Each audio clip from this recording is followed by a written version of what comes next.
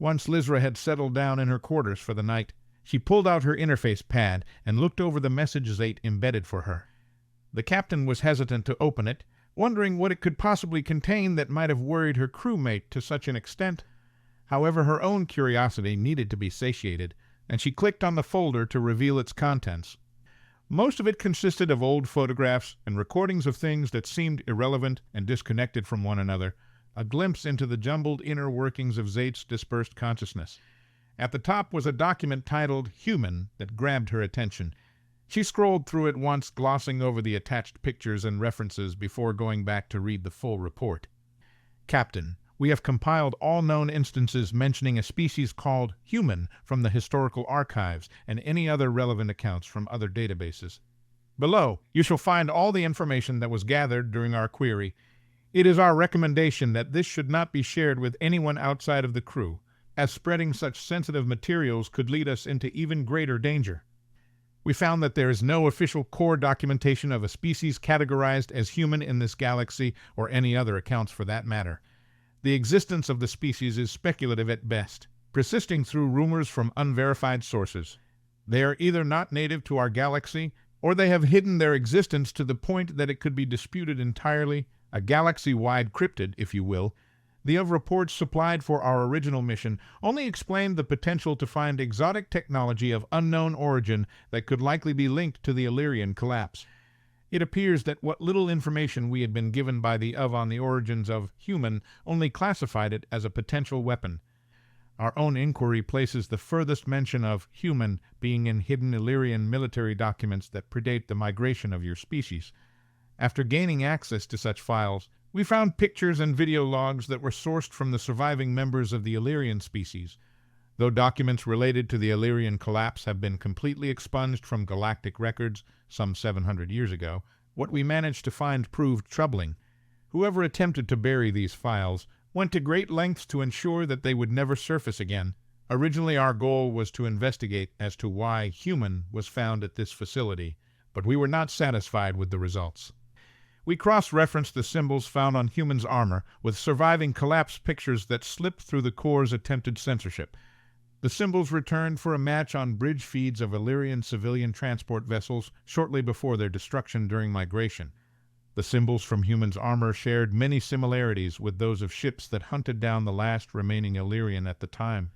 Though for unknown reasons the attacks on the generation ships ceased, allowing your species to survive migration. After further investigation, we were able to find corrupted video logs dated 1 year pre-migration. To restore more of the corrupted data we collected would take weeks of our full computational power. Below is one of the recordings we were able to salvage without a great deal of effort. Be advised, it is rather graphic. Lizra played the video and watched intently, wondering what it would reveal about the fate of her people all those years ago.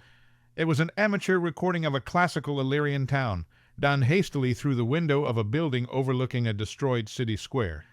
A group of Illyrian were huddled together in the center, maybe 30 strong, and most of them were either crying or in a catatonic state. A group of soldiers who looked identical to human paced up and down the line, picking out individuals who were quickly ushered away from the group and out of frame. Once finished, there were maybe 20 Illyrian left in the square. The humans present turned their weapons on the group and proceeded to execute the helpless little Illyrian before them.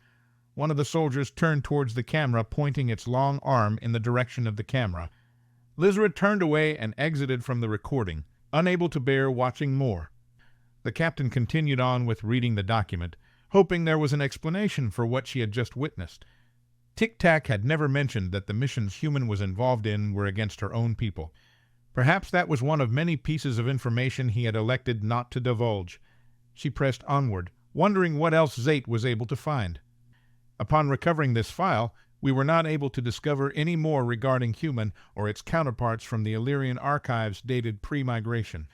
From here we began scouring anything on the wider network that possessed a match for the symbols on human's armor once more. The only examples we uncovered fell in the range of 10 to 200 years ago. They stem from worlds that failed in their uprising during the Outer Ring rebellions or accidents that took place during core control. Attached are the 2 recordings that came back with matches for human symbols. She was hesitant to watch another clip, but Lizra needed to persevere for the sake of her crew. She played the next video and watched closely. This one was from a security camera of what appeared to be an installation used by the rebels on the Good Homeworld. It depicted multiple goods working around various computer systems, while others were occupied with different tasks around the room. A door out of view was blown from its hinges, and a bipedal creature donned in the same armor as human entered the room. It was nearly identical in color to its surroundings, making it virtually impossible to differentiate from the background. The camera froze for a moment and zoomed in on the creature. The picture was grainy, but the magnified image made the markings on its chest visible. They were an exact match for the ones on human. When it resumed, most everyone within was shot down in seconds of noticing the creature. Those who sought cover found it did them little good, as they were methodically executed by the intruder. A second later, the feed cut to static. Lizra opened the last video without waiting a second longer. This time it displayed a small village, in the remote part of a world she didn't recognize. Around the village were various stockpiles of supplies, along with small freighter ships being repaired. Younglings ran around and played in the streets as parents went about their work. A large explosion rocked the town, leveling one of the buildings at the top of the frame. When the dust settled, she was able to make out a figure just as before, sporting the exact same armor as her new friend. This one single-handedly cleared the streets as ruthlessly as the last, killing one after another indiscriminately. Everyone in the village was shot down as they tried to flee, left writhing in the dirt to bleed out and die. And just before the camera went dead, it zoomed in, allowing Lizra to once again pick out the all-too-familiar white markings, the markings of a human. She closed out of the last feed and finished reading what Zate had compiled for her. Working with what we were able to gather, we have come to our own conclusion in regard to the origins of humans. We speculate them to originate from the same system as the Illyrian, but according to what survives of Illyrian history, that should not be possible. We are still working to find out how that could be the case, and exactly how these humans brought themselves into the galaxy. We have concluded that they are the ones responsible for the near extinction of your species and the source of the corruption in the core, yet do not know the extent of their influence on the wider situation. After the fall of the Illyrian species, these humans must have begun taking up operations as the enforcers for the core, working outside of official jurisdiction. The one that currently resides within our ship may not have contact with the others of his kind, but it is clear to us that the species poses a great danger to the sovereignty of the galaxy as a whole. We cannot discern the full scope of humans' physical capabilities. However, Tic-Tac has technical abilities that far surpass our own, as we have learned from our initial encounter with him. We will continue to uncover any possible information that may pertain to human and his counterparts. We would advise you to exercise extreme caution when divulging any information to human or his companion program Tic-Tac. We recommend you refrain from any further interactions with them and jettison them from the cargo hold at your earliest opportunity for our own safety. Once she had finished reading the report, Lizra threw her interface pad at the foot of her bed and tried to stop herself from trembling. Tic-Tac and human had seemed genuine in the short time she had known them. She knew they did terrible things in the past, but they regretted them now and are trying to be better from it. As much as she wanted to believe that he was no longer connected with the same people who nearly wiped out her species, the evidence was overwhelming. Tic-Tac had told her that they sacrificed everything to escape from the original humans they had been with, and that under no circumstances they want to go back to that life. She wanted to take his word for it and trust them, as dangerous as that might be.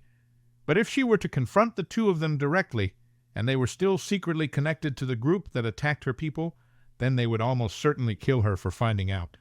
Lizra decided to bide her time and see what more she could uncover about human before rushing to such a drastic decision. Lizra tried to go to sleep after reading the dossier, but couldn't stop herself from trembling in fear when she thought about the recordings. The images from the execution of her people wouldn't leave her mind, trying in vain to ease herself to sleep. She got little rest that night, her thoughts continuously turning over and over in her mind, unrelenting. One part of her trusted their intentions and told her she could help this new friend with whatever they were dealing with, but another was starting to believe there really was a monster aboard her ship.